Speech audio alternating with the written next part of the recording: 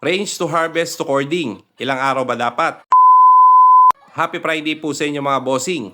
May nagtatanong po sa atin about sa ating mga stags na ilang araw ba dapat natin i-prepare sa paglilipatan natin sa cording kung galing siya sa range to harvest sa preparation natin. Ako po, ang pamamaraan po natin dyan ay siguro mga 2 weeks mga bossing. Para siguradong sanay na sila sa cord na nilagay natin para paglipat natin hindi na sila manibago pa. Ang kailangan na lang natin gawin doon ay sanayin sila sa hapunan. Kasi mga bossing, pag unang beses ho natin sila nilagay doon ay lilipad-lipad yan at nahihila nila ang tali. Yun po ang iniiwasan natin.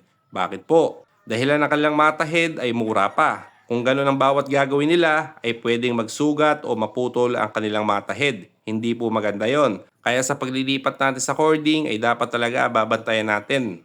Mga 2 araw po yan ay okay na po yon. At sanay na yan.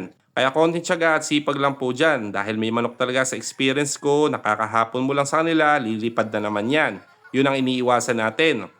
Bali ganyan lang po ang ating pamamaraan sa ating mga stags. Maraming salamat po sa inyo mga bossing. Pakishare po ang ating video. God bless po.